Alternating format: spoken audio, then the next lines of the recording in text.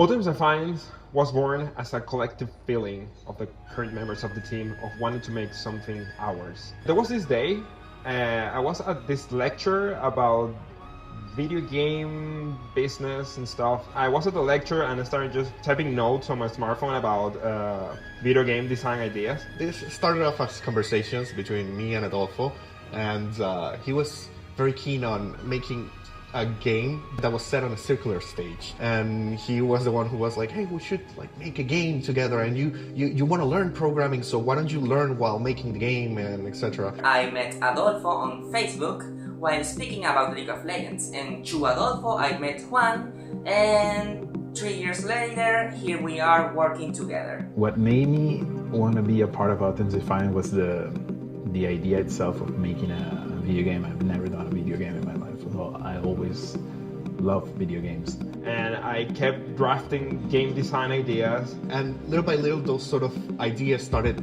building up together into a game mechanic that we eventually tested, and people seemed to like it.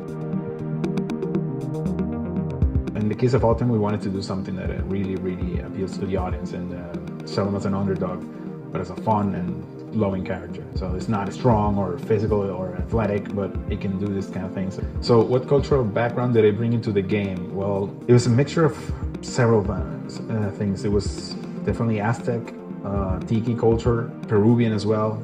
But since we're Venezuelans, we wanted to put a little bit of a Latin culture and Venezuelan culture into it.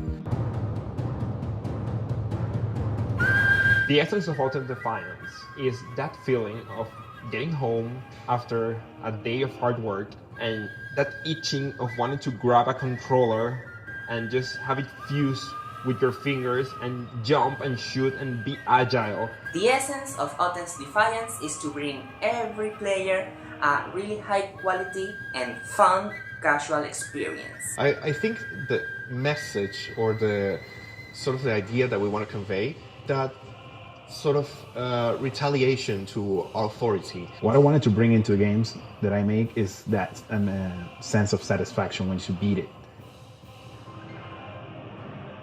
I'm happy that now that it's easier for everybody around the world to make video games, finally Latin America has a chance to make video games. It just happened naturally. The people who were interested in collaborating with the project were people from Venezuela, because they were friends of friends, or we knew them that way. And I think that the world's gonna be amazed of what we, other Americans, have to say.